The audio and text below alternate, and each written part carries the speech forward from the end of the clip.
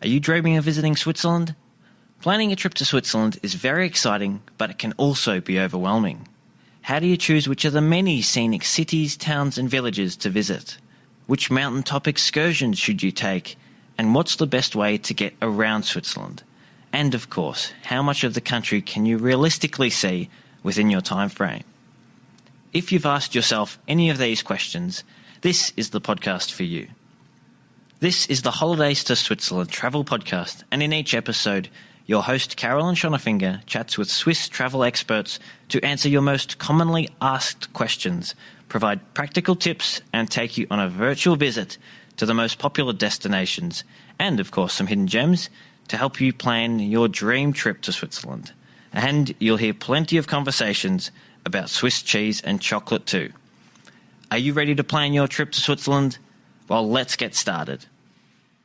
Hello and welcome to episode 98. One of the great things about international travel is the opportunity to experience the cultural differences of the countries that we visit. Situations and actions that we consider to be the norm are often vastly different in another country. So it's important to be aware of some of the cultural differences to expect before you arrive in a foreign land. In today's episode, my guest, Kathrin Spinnler, has plenty of helpful tips to share with us. Kathrin was born and raised in Switzerland and has lived in New York and London, so she's the perfect person to ask about the most important things to know before you visit Switzerland. She has tips about greeting the locals, the correct etiquette when travelling on public transport, and some great advice about dining out in Switzerland, including the hot topic of tipping.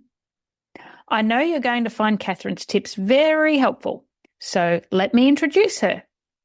Hello, Kathrin. Thank you very much for coming onto the podcast. Hi, Carolyn. Thanks for having me. My pleasure. Now, I'm really keen to hear all these great tips that you've got to share with us today. But before we get into those, would you like to introduce yourself to everyone? Yeah, sure. So I grew up in Switzerland for my first 23 years. I went to the University of Teacher Training there, the one in Bern. So I grew up very close to Bern in a little town.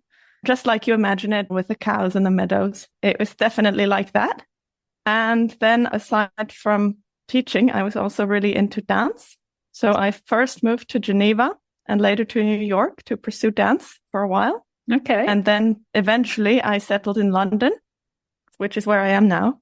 And so I have some experience going to different countries and also having to adapt to cultures. Even just Bern and Geneva is quite different. Yeah, sometimes there was some culture shock, but I think that's also very interesting. Yeah, absolutely. And so now I'm living in London, but working for a Swiss company called Rigby, doing content management, also about Switzerland, about living in Switzerland. And I also do writing and German language teaching. Very good. Quite a mixed bag. And you've got that experience yourself, as you say, of different cultures. So I know you're going to share with us today some cultural things that it's really useful for visitors to know before they come to Switzerland. So looking forward to that. And I'm sure after living in London for a while, when you go back to Switzerland to visit family and friends, you really notice these cultural differences. Yeah, definitely. And so my partner, he's also English, and him coming to Switzerland has also been quite interesting in that he's noticed certain things that maybe I never paid attention to. Yeah, I'm sure. Okay. So I know, and I'm sure you would agree, that when visiting another country, it's quite important to respect the local customs. And as a tourist, you want to try and blend in with the locals as much as possible. You don't want to, if you can help it, make any faux pas that really point you out as a tourist. It can be quite as obvious as when you're walking around looking at a map and people say, oh, there goes a tourist. So if you want to blend in, there are a few things that are important to know. And because traveling by train is such a big part of visiting Switzerland, perhaps you could start by telling us what you think the Swiss would like tourists to know before they start using the public transport system. Yes, of course. I think that's very important, especially because in some other countries, public transport isn't so big as in Switzerland. So some people might not have that experience. So it all starts really before you even get on the train or bus. because in most places you should get your ticket before boarding. Mm-hmm. So I remember going to New York, and there you can buy the ticket actually inside the train. And that was very strange to me because in Switzerland, very often or most of the time, you can't do that. So the easiest way, if you maybe don't have internet on your phone in Switzerland or anything, is just to go to a ticket machine at the station, and you can switch it to English. So you shouldn't have any problem using the ticket machine. And I think nowadays you can also download apps, though, to buy a ticket if you prefer. So there's obviously the SBB, Swiss Trains mobile one. Mm-hmm. And there's also one called FairTick, where it then you press start and stop, and it then gives you the cheapest fare. So multiple ways of doing it, but definitely plan ahead and just get a ticket before you board the train. Yep. And a lot of visitors to Switzerland also buy a Swiss travel pass, which is a ticket that covers all the public transport within the country. That's another way that they can avoid having to queue up when they get there to buy tickets, buy that Swiss travel pass in advance if that's the way they're going to travel around. Yeah, that's a good way then to just avoid the whole, if you already have a pass, that's probably easiest. Yes, that's right.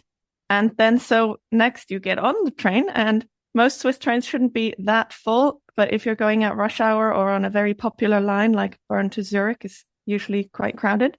And in Switzerland, it's very polite to ask whether a seat is taken.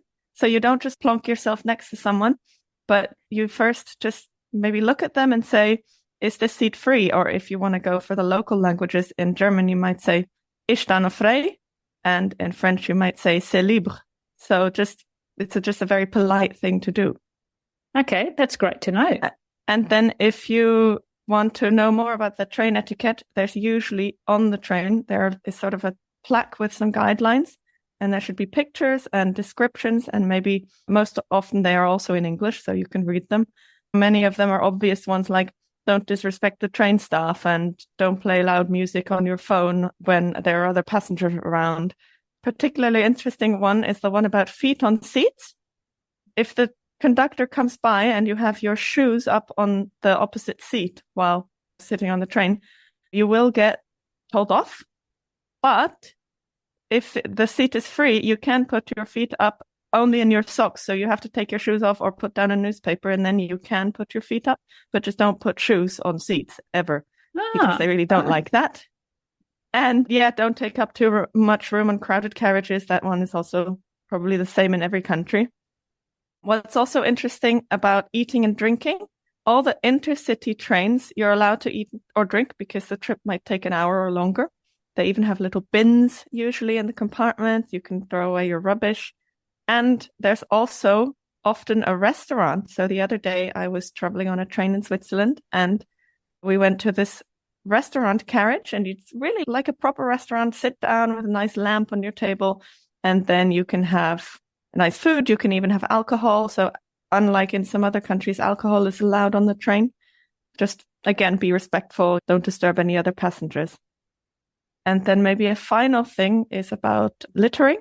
So if you leave empty wrappers or bottles on your seat, that is actually considered littering. Do use the little compartment that there is where you can throw away. It's like a little bin. You can throw away your rubbish. If that is full, just take it with you to the next station, and there should be big recycling bins at every larger station so you can leave your rubbish there. Okay. Yeah, great. Notice how you mentioned there about the signs or the plaques inside the carriages, which give you some indication of some of the rules. I know on some of the trains there are actually designated quiet carriages, and they're sort of usually shown with a finger up in front of the lips to indicate that is a quiet carriage. So what does that sort of mean? Is that like no talking whatsoever? Those are mainly, I would think, for people who are trying to work on the train. You might see lots of people with their laptops trying to do some work. Maybe they're on their way to the office or something. Because, for example, a lot of people live in Bern because it's cheaper, but they actually work in Zurich. So they have basically like 55 minutes on the train each way.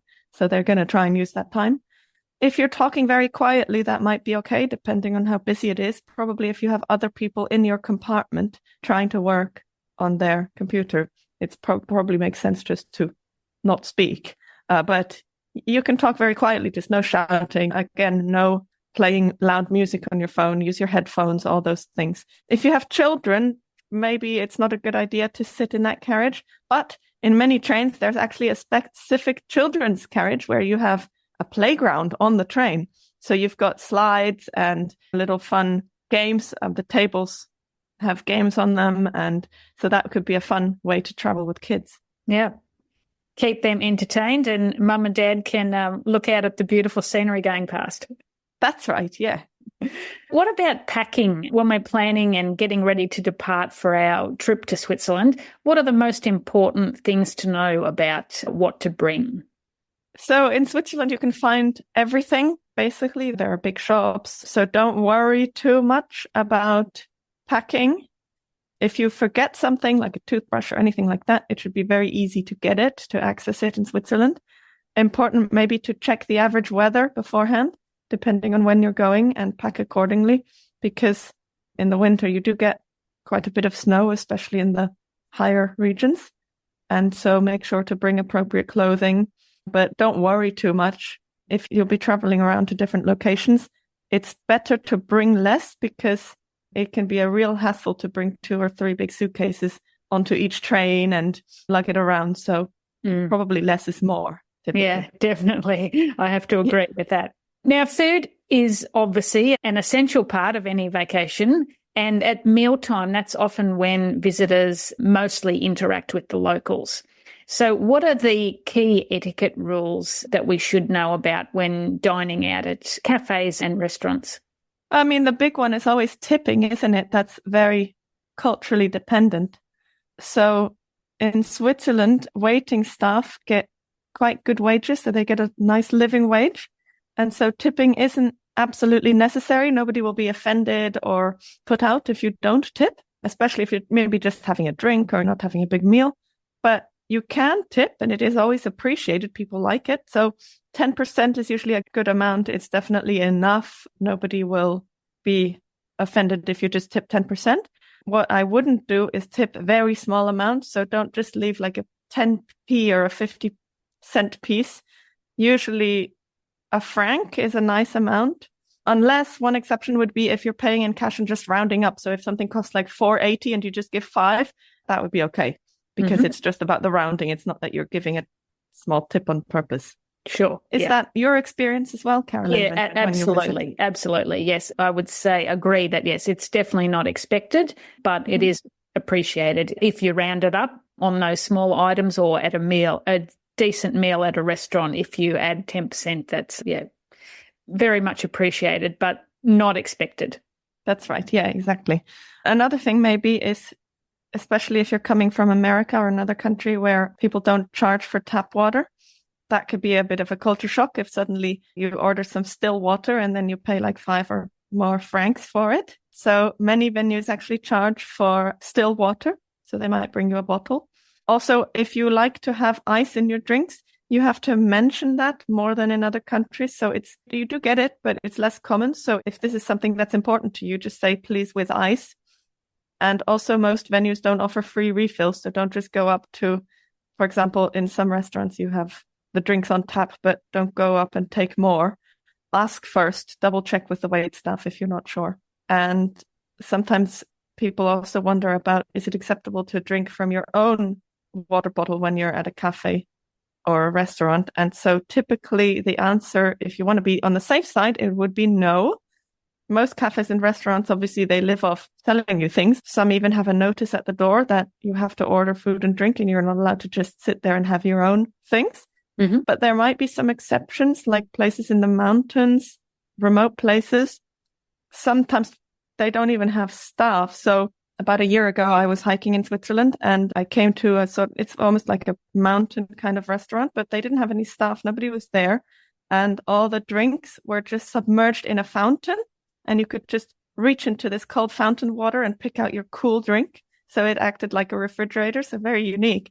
But there, obviously, it's optional. They had a little piggy bank. So if you took something out, you just put some money in the piggy bank. But you could also just sit there and have your own drink if you already brought something. So definitely, if you're going out somewhere for a longer walk or a hike, definitely bring your own water, because you never know what kind of venue you're going to encounter. Yeah, sure. And in my experience too, if you're going for a hike and particularly to one of, say, the popular mountains that a lot of tourists visit, often what we do is we'll hike and then we'll stop at one of the restaurants for lunch or have a nice lunch. And because we're buying a meal and probably a coffee or something, they're quite happy for us to just drink from our own water bottle because we're already purchasing something quite substantial from them. Yes, and if you're already buying a coffee, then I'm sure it's okay to drink your own water. But in sort of sit-down restaurants, not in the mountains, probably it wouldn't be okay. That's right, yeah. So it just read the place you're going to. It just depends a lot on where you're at and how touristy it is and all that. Yeah, for sure. Now, you mentioned coffee there. So What can you tell us about coffee in Switzerland? Yes, so coffee, that's an interesting one because, again, my partner was very surprised when every single meal that he has with my family, always at the end of the meal, you don't finish your food and get up, you sit, and then everyone gets served a coffee. And then you sit for another 20 minutes and everybody has a coffee and chit chats. And that's a very big thing in a lot of Swiss families, I think, the sort of coffee after meal. And in the German-speaking part of Switzerland, it tends to be with more milk. So they like a lot of milk in their coffee often, whereas the French speakers often drink it black. So if you like it black, probably the best way to go is to order an espresso. That is strong black coffee. And it's preferred in Ticino and some of the French-speaking areas. And a common coffee in the German-speaking areas is café crème. Mm-hmm. And that's coffee with either foamed milk or cream. There are also some other options if you prefer something else, like you can have a cappuccino, which is an espresso with foamed milk. And it's often served in a white cup, so, even more milk. And a latte macchiato. So that's got even more warm milk than a cappuccino, and it's typically served in a tall, transparent glass. Those are your basic options. But yeah, French-speaking black coffee and then German-speaking with more milk. Okay. I know in Italy that it's not the done thing to order a cappuccino after 11 in the morning. It's typically a morning drink. Is that the case in Switzerland? Or if you want to order a cappuccino in the afternoon, are they going to look at you like you're a bit strange, or is that quite acceptable? Not in my experience. I think, especially as I said in the German-speaking part, everybody loves their coffee with milk. So I wouldn't say necessarily, but I can't speak for the French-speaking areas. Maybe there it's more of a thing. But I would say in German-speaking areas, just order what you like best and people won't really mind. Okay, excellent. So what about when we're out and about sightseeing and shopping or even going for a hike? How should we greet the Swiss locals? Oh, yes, greeting is another very important thing. This was drilled into me from about age 2. Because I lived in a semi-rural area outside of Bern. And so if you live in a town or if you visit a town, greeting people on the street is really important. And especially the older generation, they really value it. Make eye contact and just say hello, whatever the local greeting is. So maybe bonjour in the French area and grüezi or grüße in the German-speaking part. So if you're in rural areas or if you're hiking somewhere, just glance at the person. If they do make eye contact, nod your head and say something like that. Also, same thing goes in shops. Just greet the cashier, look at them, and they always have name tags. So you might even be able to greet them by name if you want to be sort of extra polite. So tell us about the name tags, because I know it's a little different. It's a bit more formal than it is, or certainly what I'm used to in Australia. Yeah, so typically in Switzerland, all the adults that don't know each other address each other by their last. So you have to say Mr. and Miss or Mrs. So Herr or Frau, and then the last name. So on the cashier's badge, it might say M. Müller, and Müller would be the person's last name. And so you have to say, hello, Mr. Müller, instead of hello, Marcus or something. And that's different to, for example, here in England, where all the cashiers and everybody has first name badges. So yeah, unless someone says that you can call them by their first name, just stay very polite, say Mr. and Mrs. and their last name. Yeah, that's a very useful tip to know. Yeah, it's very different, isn't it? The culture is still quite a bit more formal, although the younger generations don't always stick to it. But yeah, some people really still put a lot of value on this formality and this You call it siezen, which means calling people by their last name and using the polite pronouns and all that. Okay. And it's certainly, as a tourist, if you're following that, whatever protocol, I guess, it's certainly very respectful and will be much appreciated by the person that you're speaking to. I think so. I think it'll make a difference because it might be considered a bit rude if you just go up to someone and use their first name, even though you don't know them at all. That could be considered a bit unfriendly. Yeah. So what about when you're actually introduced to a person? What's the way to respond there? Yeah. So a handshake is typically what you do when you first meet someone. And handshake, again, is a very big thing in the culture. So when I was in school and up until COVID, really, every day at school, each child would shake the teacher's hand and look in their eyes. And then again, in the afternoon when leaving, they would again shake their teacher's hand. So you'd have this long queue of children just shaking their teacher's hand.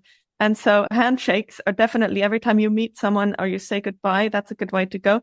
You can also do air kisses. In my area, so in Bern, it would be typically 3 on the cheek. Some other areas, it might be 2. Either of those are fine. But yeah, just start with a handshake is probably best. Okay, and I think probably the air kisses is more when you're a bit more familiar with someone, when perhaps you've met them a few times rather than just meeting them once or twice. Yeah, definitely not the first time, but it depends on the relationship and how well you get on with them. But yes, friends might do the air kisses. Sure, yeah. Okay, and what else should we know about greeting people? If you're making a toast, it's the same as in other countries. You toast with alcohol. And you can say Prost for German and Santé for French. And again, as with all these things, make eye contact when toasting. So that's very important. It doesn't count if you don't look the person in the eye. No. And you will get told off potentially. So I have been by family members as a younger girl. Oh no, you didn't look at me in the eye. We have to go again. So that's a thing. You toast, you look the person in the eye, and then you have to not set your glass down, but take a sip, then it's finished. So there's a whole routine with that. Yeah, so the eye contact thing, I think, is a much bigger thing in Swiss culture than maybe in some other cultures. Yeah, it's just considered polite looking directly at someone. And when you're eating, it's similar. You have to wish people a good appetite. So you might say in German, gute or bon appétit in French. And then you can all start to eat. So everybody has to wish each other a good meal. Okay. Excellent. Now, what about if you've made an appointment or something, let's say you've told a hotel or an Airbnb owner that you're going to be there at 3 p.m., but something happens and you get held up and you're running late. What's the most courteous way to let them know? Yeah, you have to let them know. In other cultures, maybe if you're 20 minutes or so late, it's okay. Nobody minds. But in Switzerland, that would be considered a bit unfriendly. So try to text or call the person. Just make sure they get the message that you're going to be late.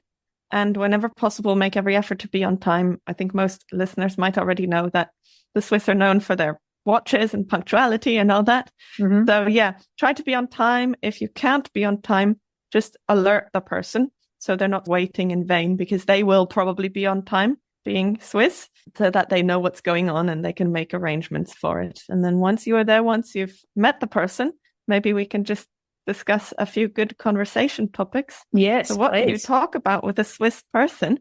Lots of things, really. So travel is always a very good one, because the average Swiss person will travel a lot. They might travel around Switzerland or go to other countries. So they'll have a lot to contribute to a conversation about travel. And you can exchange stories, all that. Also, leisure activities and sports are always good, safe topics. Lots of outdoor leisure activities in Switzerland, of course. Most Swiss people will have experience hiking and cycling and doing those things. And obviously food is always an interesting one. And other interesting cultural differences. So you can talk about anything related to the different foods you eat or, the way things are done. They'll probably be interested in that. It depends really on who you're talking to and what the purpose of the conversation is. Sometimes work is okay to talk about, sometimes current events. Just see who you're talking about, see how the conversation is going, how aligned your views are maybe, and then depending, you can use these topics as well. Okay. And would you say in general that most of the Swiss would speak English? Yes, definitely. So the school system isn't unified. So not everybody will speak the same level of English. the people in the Zurich area and the surrounding cities will probably have better English. They'll at least have a B1 level. I have some students from there, and by the time they're in 15, 16, they'll have a B1 level. So they'll be very confident speakers already because they start in, I think, third grade. Whereas the ones closer to the French speaking side, they prioritize French because they're like neighbors with the French speakers. And so they will only start learning it in fifth grade. And so they might be slightly less confident. But most definitely people sort of under 40, under 50 will for sure speak English. Excellent. Many of our listeners are going to spend time outdoors when they're in Switzerland, and they might it might just be a gentle stroll or a longer hike or perhaps swimming in a lake. So aside from leaving the environment exactly as we found it, which is very important, are there any other guidelines that we should follow? Yes, there probably are a few things that are important. This might be the same in some other countries, but you have to be very careful about picking flowers when you're on a hike. A lot of sort of flowers, mushrooms, plants are actually protected species. And if you pick them, you could get a fine. Of course, the most popular one is the Edelweiss. Everybody knows the Edelweiss, and pretty flower in the mountains. And do not pick it because, it's quite rare. But there are loads of others. So there's a government website where you can find a list with all the Latin names and everything of all the plants you're not supposed to pick. And if you want to just prevent problems, just don't pick it, look at it, take a photo of it, all of that. But don't take away the flowers from their environment. And it's the same with animals as well. So on that list, you'll also find loads of protected animals. So many types of dragonflies are protected, for example, and some insects. I think almost all of the amphibians. If you encounter one, which you probably will, best to just leave it alone, have a look at it, take a photo of it, but don't take it with you or even touch it if you can help it. Okay. And what about livestock? Because often I know when I'm out on a hike, the hiking trail might even go through a farmer's meadow and there might be cows grazing. What's the rules around touching the animals there? Yes, that's right. So you'll probably, if you go up high enough in the mountains, you'll see the cows grazing, sometimes goats, sometimes other animals. But if they're on the trails, if they're near the trails, they're probably safe to walk past. So don't worry too much. Don't get too scared, as long as you don't get too close. So I wouldn't advise trying to stroke the cows on the trail because they are very large animals and a lot of them still have horns. Don't lean in close to their heads and try to take a selfie because that might be unsafe. Only if they twist their heads, you might get head-butted or something. So they are wild animals. They're not domesticated to the point that they're meant to be stroked, but you can walk past safely. They won't try to attack you. Just snap a picture from a distance and don't shout at them or anything. Don't provoke them. And the same goes for farmers' fields. A lot of the fields might just have grass on them, but that doesn't mean they're meant for you to just walk through because the grass is probably going to be used to feed animals. And so you shouldn't stomp it down or even stop and have a picnic in the middle of a meadow.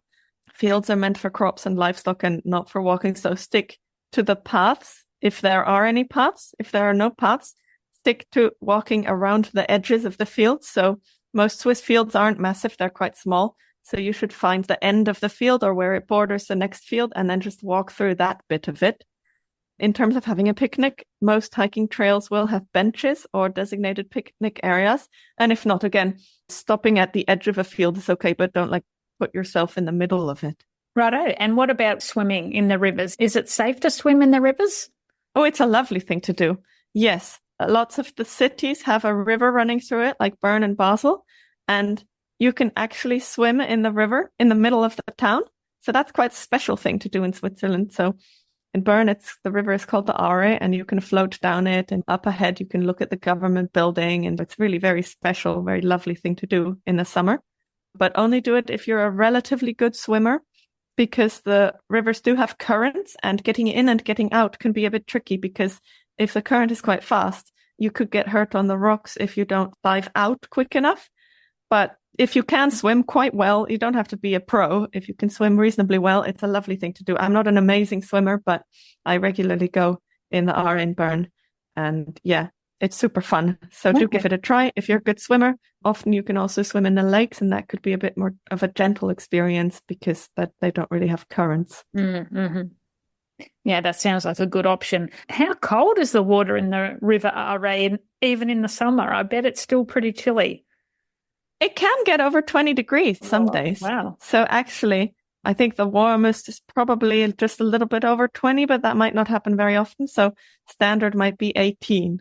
Okay. So it's quite cold, but it's lovely. And I remember sort of one of the last days of summer last year when I was visiting, the river was quite warm and the air was about 35 degrees. And there were about really thousands of people there and everybody walking down, up and floating down. And so it gets very popular. So a lot of people who like it more quiet, they go early in the mornings before the crowd arrives or during the day when everybody's at work. But yeah, no, definitely a bit cold, but wonderful thing to do. Okay. What about if we're setting off for a hike? What should we know about the hiking trails? Are there different signs indicating different levels of hiking trail? Yes. So hiking trails are amazing in Switzerland because there's like over 60,000 kilometers of hiking trails. You can basically hike full time for 10 years or something like that and still not hit the same path. But there are 3 types really. The standard yellow signs, they're most of the time you're just going to see those. And they're basically just yellow and they are pedestrian routes. So they should be safe for most people, but you might still want to wear good shoes. Yeah, just normal shoes, no equipment. That's fine. And then you get red and white trails. So like striped red and white. Those are proper hiking trails and they're only really suitable if you're in good shape and you're ready to also climb a little bit. Again, don't need any equipment, but you need definitely very sturdy shoes. Maybe take some food and drink, because they could be longer as well and not go through towns or anything. And then the blue and white trails are where it gets really technical. So these require special equipment. So if you don't know the area or if you're not a regular climber, don't do them on your own, probably only with a guide, or if you're a professional climber, someone who does it regularly. Absolutely. Yeah, better to be safe than sorry. Yeah, exactly. So is there anything else that you think the Swiss would like visitors to know before they come to Switzerland? Yeah, maybe just 2 things. So first, it might be nice if you just learn a little bit of French or German, depending on which region you go to. As mentioned, everybody is probably going to speak English, but just so that you can greet them in their own language and maybe ask for a drink or some food. It's just about the effort and people really appreciate it and they'll probably approach you in a sort of more positive way if you just make a little bit of an effort there. But you don't have to be really proficient in either of these languages because everybody will speak good English. That's right. And in my experience, even if I say something to a person in the local language, they nearly always reply to me in English anyway. So don't be worried that because you greet them in German, for instance, that they're going to then speak back to you in German. It's a fair chance they will speak back to you in English anyway. That's right. But it's nice. They'll probably just appreciate you making a little effort there. Yeah, definitely. And another thing maybe to touch on is queuing. This is a very interesting thing because the Swiss are known for being precise, being on time and everything. But when it comes to queuing, there's just usually a really big mess. Unlike English people, maybe people from the UK are often very much into queuing, but the Swiss aren't as much. And so you might be surprised if you're waiting for the bus or something that people kind of bump into you, or if you're even just walking down the street, people get in your space a little bit. And I suppose part of it is that Switzerland's quite densely populated because most people can't really live in the Alps, in the mountains. So everybody sort of gathers in the central plateau. So that area is quite densely populated and people are used to just being a little bit in each other's space. So if that happens, if someone sort of maybe jostles you, just smile at them, make eye contact, and maybe excuse yourself, say, oh, Entschuldigung or pardon. And usually you'll get a really good reaction. So people might smile at you, or sometimes if you're waiting for something, even start some chit chat. So don't be surprised if that happens and just be very friendly and they will be friendly back, most likely. And then, of course, most of all, just enjoy your trip. Have a great time.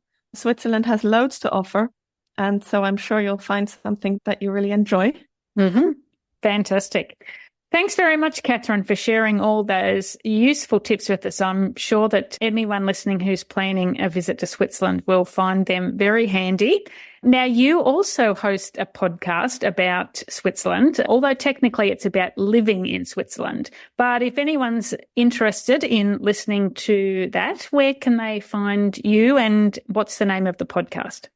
Yeah, so the podcast is called Living in Switzerland, so it's quite easy to remember. And it's for anyone who's considering, maybe even if it's just studying for 3 or 6 months or actually moving there for a job. We've got lots of different guests talking about things like socializing in Switzerland or the education system, just all kinds of things. And you can find it on any podcast platform. It's called, as I said, Living in Switzerland, or on the website, which is rigby.ch.